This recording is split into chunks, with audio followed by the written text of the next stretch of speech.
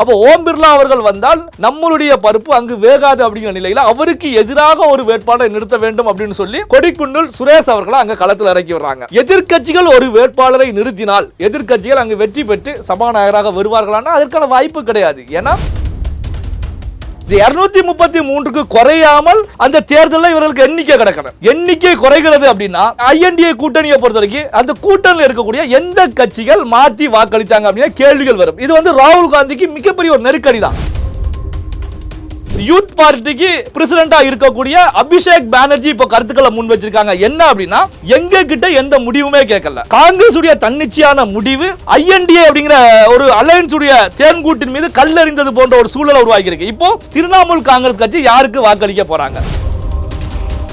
என்னுடைய பார்வையில் காங்கிரஸ் கட்சி சார்பாக நிறுத்தி இருக்கக்கூடிய வேட்பாளருக்கு 200க்கு குறைவான எண்ணிக்கை கிடைக்கும் அப்படிங்கிற தகவல் தான் டெல்லியில இருந்து வந்துட்டு இருக்கு. காரணம் என்ன அப்படின்னா ஓம் பிர்லா அவர்களை சபாநாயகராக கொண்டு வர வேண்டும் அப்படிங்கிற நிலையில செயல்படுறாங்க. அவர் தான் சபாநாயகராக வரப்போறார். அதுல எந்த விதமான மாற்றமும் கிடையாது. அப்போ எதிர்க்கட்சிகளுடைய வேலைகள் அங்கு வேகல்ல, பருப்பு வேகல்ல அப்படின்னு எடுத்துக்கலாம். உதயநிதி ஸ்டாலின் எதிர்கால தமிழகம் உதயநிதி ஸ்டாலின் அப்படிங்கிற வாசகம் இருக்கிறதுனால உதயநிதி ஸ்டாலினை இவர்களை ஏற்றுக்கலையா? ஏன்னா சீனியர்கள் மட்டத்தில் ஒரு அதிருப்தி இருக்கு அப்படிங்கிற கருத்துக்களையும் டெல்லியில் இருக்கக்கூடிய மூத்த பத்திரிகையாளர் பகிர்ந்துட்டே தான் இருந்தாங்க. அப்ப ஏற்றுக்கலையா அப்படிங்கிற கேள்விகள் உருவாகிட்டு இருக்கு. நாங்க ஒரு விடியல் ஆட்சியை கொடுத்துட்டு இருக்கோம் அப்படிங்கிற கருத்துக்களை முன்வைக்கும் போது இங்கு திருமாவளவன் அவர்களே விடியல் கிடையாது, சாவுகள் தான் இருந்துட்டு இருக்கு. திமுகவுக்கும் விடுதலை சிறுத்தைகள் கட்சிக்கும் இடையில விரிசல் ஏற்பட துவங்கி விட்டது.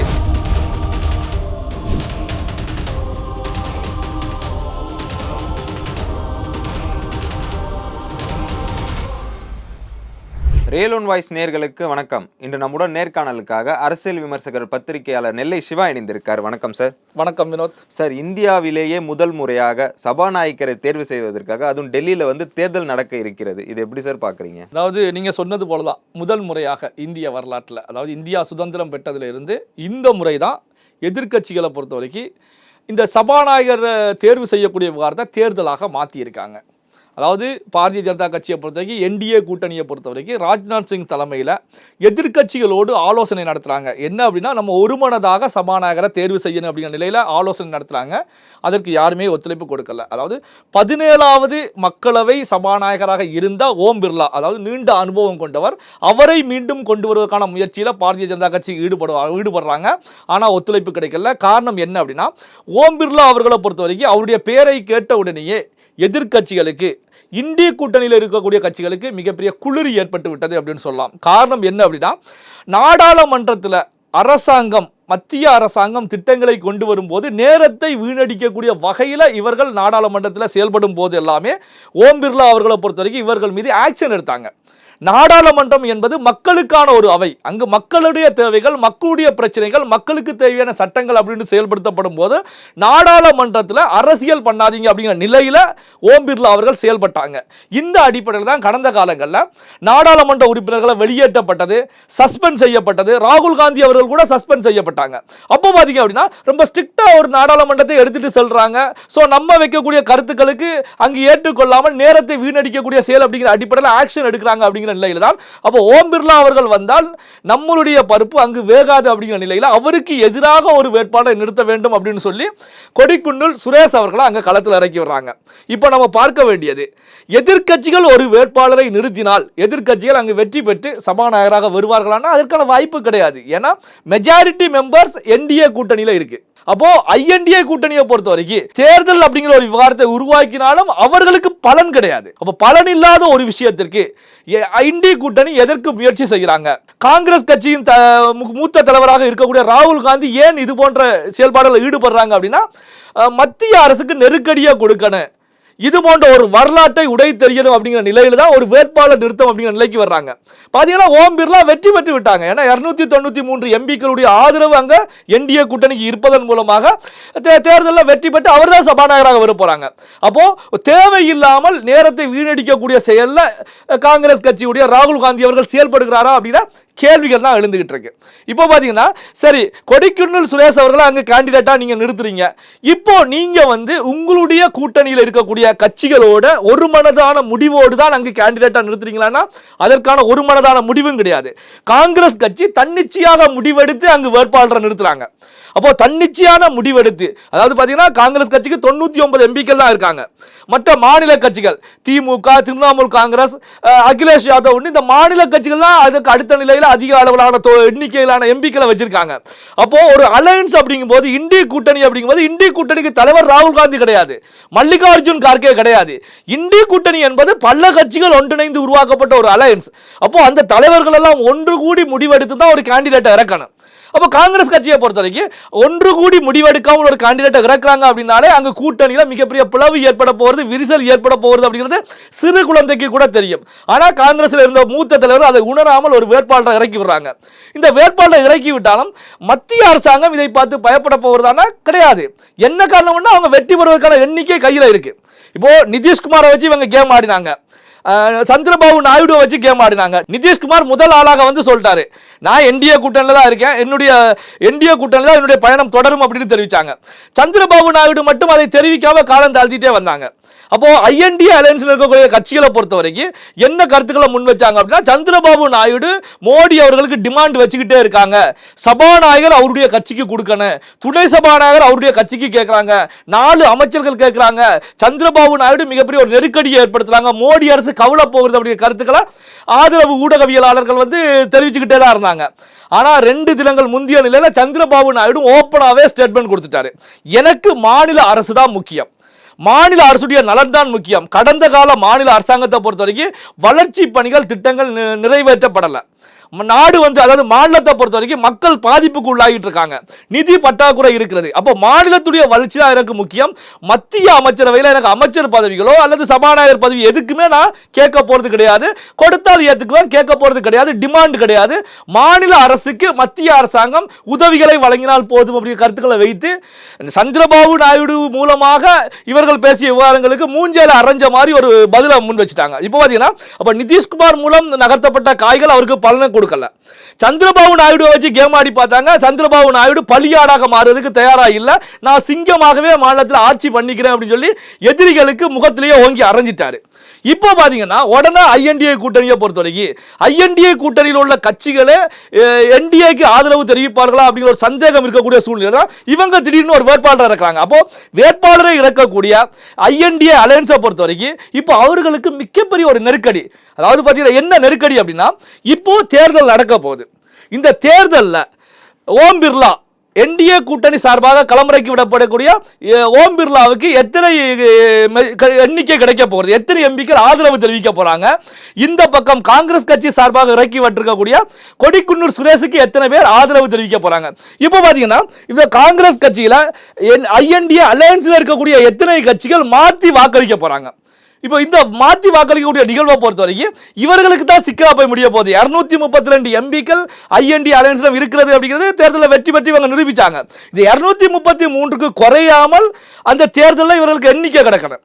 எண்ணிக்கை குறைகிறது அப்படின்னா ஐஎன்டிஏ கூட்டணியை பொறுத்த வரைக்கும் அந்த கூட்டணியில் இருக்கக்கூடிய எந்த கட்சிகள் மாற்றி வாக்களிச்சாங்க அப்படின்னா கேள்விகள் வரும். இது வந்து ராகுல் காந்திக்கு மிகப்பெரிய ஒரு நெருக்கடி தான்.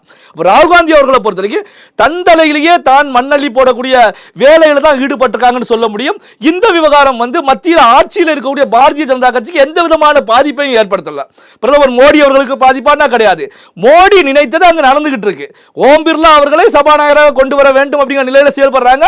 அவர் தான் சபாநாயகராக வரப்போறார். அதுல எந்த விதமான மாற்றமும் கிடையாது. அப்போ எதிர்க்கட்சிகளுடைய வேலைகள் அங்கு வேகல்ல, பருப்பு வேகல்ல அப்படின்னு எடுத்துக்கலாம்.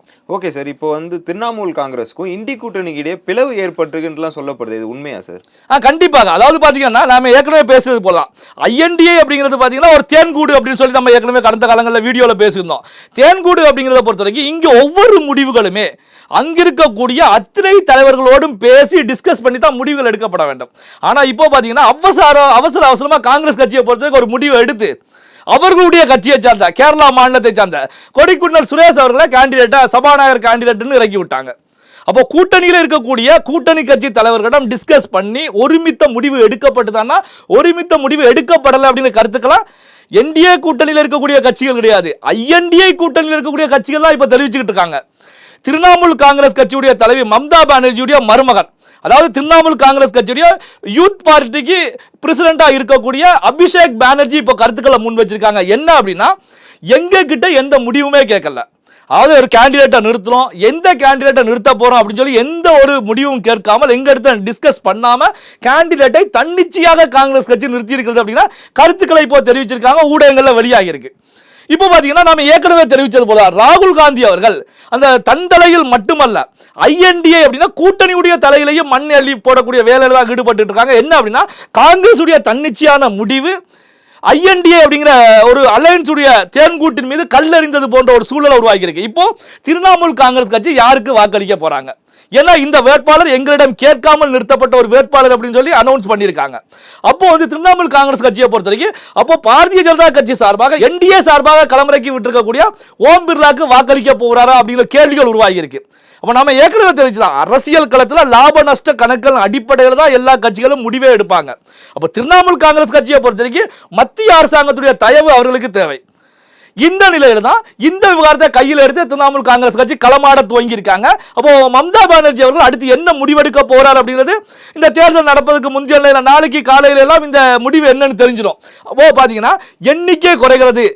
INDA அலையன்ஸ் சார்பாக நிறுத்தப்பட்ட காங்கிரஸ் சார்பாக நிறுத்தப்பட்ட கொடிக்கண்ணல் சுரேஷ் அவர்களுக்கு எண்ணிக்கை குறைகிறது அப்படின்னா திரிணாமுல் காங்கிரஸ் கட்சியுடைய எம்பிக்கள் ஓம் பிர்லாக்கு NDA கூட்டணி சார்பாக களம் கண்டுக்கக்கூடிய ஓம் பிர்லாக்கு வாக்களிச்சிருக்காங்க அப்படின்னு எடுத்துக்க முடியும்.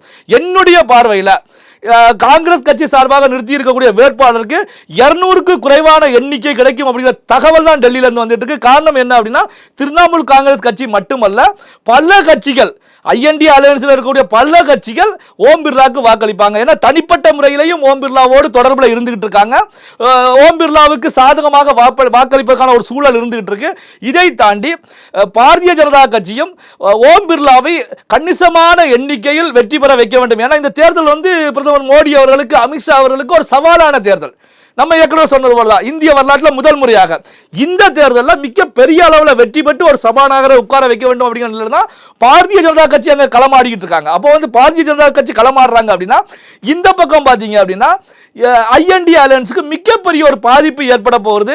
இதுல INDA கூட்டணி எண்ணிக்கை குறைகிறது அப்படின்னா இவர்களுடைய பப்பு வேகல எதிர்காலத்தில் நாடாளுமன்றத்தில் இவர்களால் அரசியல் செய்ய முடியாது அப்படிங்கிறத உறுதியாக சொல்ல முடியும். சார், அதே நேரத்தில் பார்த்தீங்கன்னா இன்று லோக்சபா உறுப்பினராக பதவி ஏற்கும் போது ராசாவாக இருக்கட்டும், கனிமொழி அவர்களாக இருக்கட்டும், கலைஞர் அவர்கள் பேரையும் சொல்லவில்லை, முதல்வர் MK ஸ்டாலின் அவர்களின் பேரை சொல்லவில்லை, உதயநிதி அவர்களின் பேரை சொல்லவில்லைன்னு சொல்லிட்டு ஒரு சமூக வலைதளம் எல்லாம் ஒரு டாக் போயிட்டு இருக்கு. இது எப்படி சார் பாக்குறீங்க? அதாவது பாத்தீங்கன்னா திமுக எம்பிக்கள் நாடாளுமன்ற உறுப்பினர்களாக அங்க பதவி ஏற்கும் போது பதவி பிரமாணம் அந்த வாசகத்தை படித்த பிறகு முத்தமிழறிஞர் கலைஞர் அவர்களுக்கு நன்றி, தமிழக முதலமைச்சர் MK ஸ்டாலின் தளபதி MK ஸ்டாலின் அவர்களுக்கு நன்றி, அதே நேரத்தில் எதிர்கால தமிழகம் உதயநிதி ஸ்டாலின் அப்படிங்கிற வாசகத்தை தொடர்ச்சியாக ஒவ்வொரு எம்பிக்களும் பயன்படுத்திட்டு வர்றாங்க.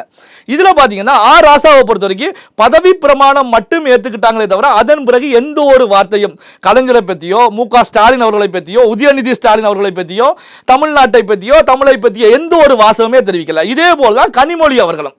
அப்போ பாத்தீங்கன்னா ஏற்கனவே திமுக பொறுத்த வரைக்கும் கடந்த காலங்களில் டெல்லியில 2 அணிகளாக அங்கு எம்பிக்கள் செயல்பட்டுக்கிட்டு இருக்காங்க அப்படிங்கிற தகவல்களை டெல்லியில இருக்கக்கூடிய மூத்த பத்திரிகையாளர்கள் தொடர்ச்சியாக முன் வச்சுக்கிட்டு தான் இருக்காங்க.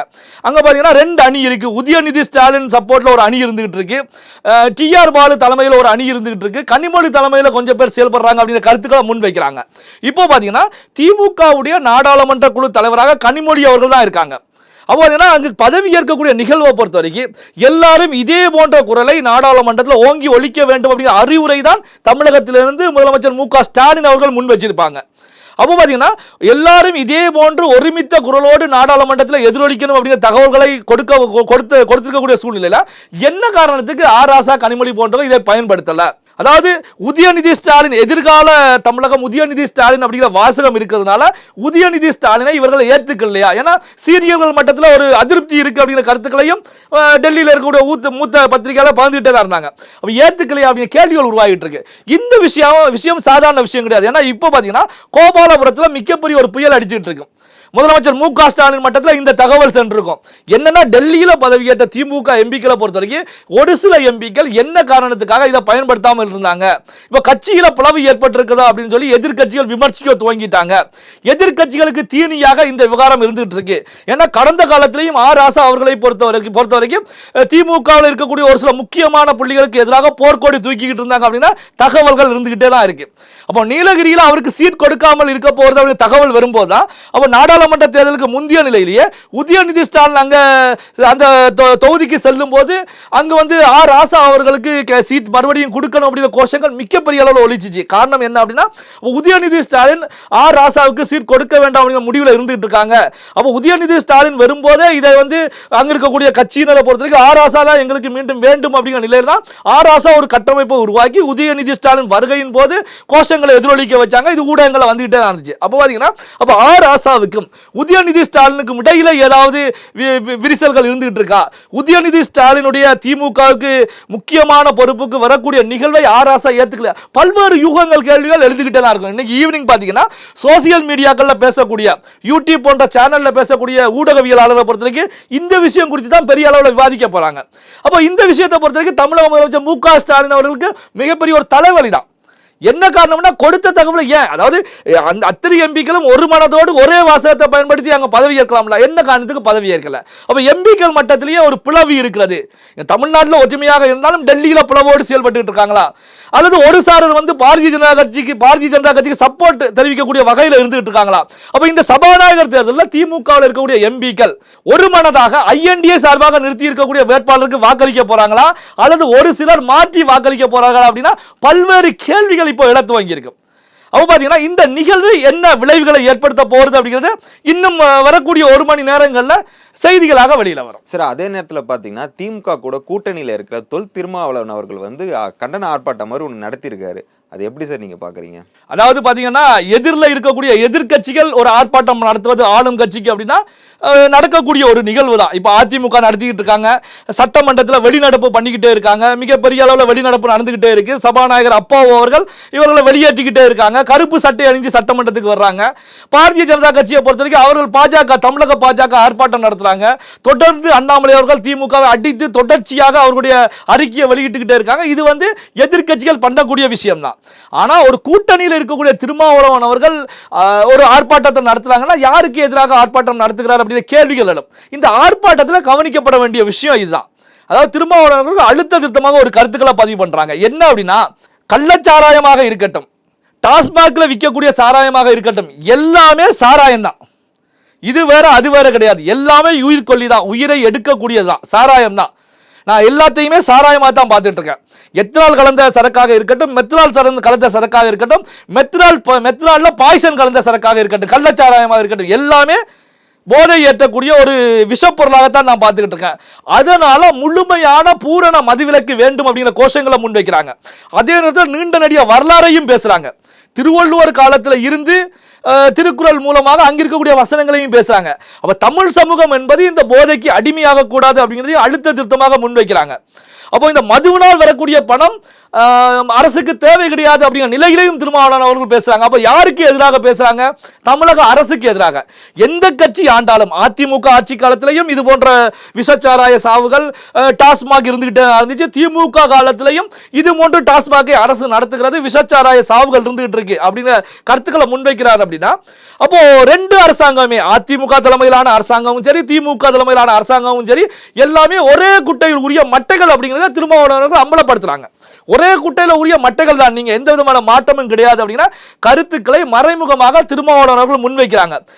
திருமாவளவன் அவர்கள் இது போன்று முன்வைக்கிறாங்க அப்படின்னா விடியல் என்பது என்ன அப்படிங்கிற கேள்வி உருவாகிட்டு இருக்கு. நாங்க ஒரு விடியல் ஆட்சியை கொடுத்துட்டு இருக்கோம் அப்படிங்கிற கருத்துக்களை முன்வைக்கும் போது இங்கு திருமாவளவன் அவர்களே விடியல் கிடையாது, சாவுகள் தான் இருந்துகிட்டு இருக்கு. இது அதிமுக ஆட்சி காலத்தில் எப்படி இருந்ததோ அதே போலதான் இப்ப திமுக ஆட்சி காலத்தில் இருக்கிறது அப்படிங்கிற கருத்துக்களை அழுத்த திருத்தமாக பதிவு பண்றாங்க. அப்ப இது பாத்தீங்கன்னா திமுக தலைமைக்கு தமிழக முதலமைச்சர் மு க ஸ்டாலின் அவர்களுக்கு பெரிய ஒரு நெருக்கடி தான், மிகப்பெரிய அளவில் ஒரு நெருக்கடியை பாதிப்பை ஏற்படுத்தும். இது திருமாவளவன் அவர்கள் எப்படி செயல்பட போறாங்க பாத்தீங்கன்னா இந்த விவகாரத்தை பொறுத்தவரைக்கும் என்னுடைய பத்திரிகையாளனாக என்னுடைய பார்வையில திமுகவுக்கும் விடுதலை சிறுத்தைகள் கட்சிக்கும் இடையில விரிசல் ஏற்பட துவங்கி விட்டது. இந்த விரிசல் நாளுக்கு நாள் அதிகரித்து செல்வதற்கான ஒரு சூழலை உருவாக்கும். அப்ப விடுதலை சிறுத்தைகள் 2026 திமுக தலைமையிலான கூட்டணியில் இருப்பார்களா அப்படின்னா ஒரு கேள்விக்குறியான விஷயம். வெளியேறுவதற்கான விதை நேற்று வள்ளுவர் கோட்டத்தில் விதைக்கப்பட்டு விட்டது அப்படின்னு சொல்லி நாம எடுத்துக்கலாம். அப்போ இந்த விஷயம் ஆளும் திமுகவுக்கு தமிழக முதலமைச்சர் மு க ஸ்டாலின் அவர்களுக்கு பெரிய ஒரு நெருக்கடி. அப்போ திருமாவளவன் துவக்கி வைத்த இந்த விஷயத்தை பொறுத்த வரைக்கும் திமுக கூட்டணியில் இருக்கக்கூடிய மற்ற கட்சிகள் சிபிஐ இருக்காங்க, சிபிஎம் இருக்காங்க, மதிமுக, பல கட்சிகள் இருக்காங்க. இந்த கட்சிகள்லாம் எப்படி எடுத்துக்க போறாங்க? ஏன்னா திருமாவளவன் அவர்கள் இது போன்ற ஒரு நிகழ்வை நடத்துறாங்க அப்படிங்கும்போது மற்ற கட்சிகளும் இனி உஷாராகக்கூடிய ஒரு லெவல் உருவாகும். காரணம் என்னன்னா 59 பேர் இதுவரைக்கும் இறந்திருக்காங்க. 100க்கு மேற்பட்டவர்கள் இன்னும் மருத்துவமனையில் சிவியர் கண்டிஷனாக இருந்துகிட்டு இருக்காங்க. எண்ணிக்கை அதிகரிப்பதற்கான ஒரு வாய்ப்புகள் இருக்கிறது. இது ஆளும் அரசுக்கு மிகப்பெரிய ஒரு களங்கம். முதலமைச்சர் அவர்கள் காவல்துறை மாற்றம், கலெக்டர் மாற்றம் அப்படின்னு நடவடிக்கைகள் எடுத்தாலும் இன்னும் களத்துக்கு செல்லல, நேரடியாக செல்லல அப்படின்னா விமர்சனங்கள் இருந்துகிட்டு இருக்கு. அப்போ பார்த்தீங்கன்னா திருமாவளவன் அவர்கள் மூலமாக இந்த கூட்டணிக்கு தற்போதைய நிலையிலேயே ஒரு விரிசல் ஏற்படுவதற்கான சூழல் ஏற்பட்டு விட்டது அப்படின்னு சொல்லி நாம எடுத்துக்கலாம். ஓகே சார், எங்களோடு இணைந்து பல்வேறு எக்ஸ்க்ளூசிவான தகவலை பகிர்ந்ததற்கு நன்றி சார். நன்றி.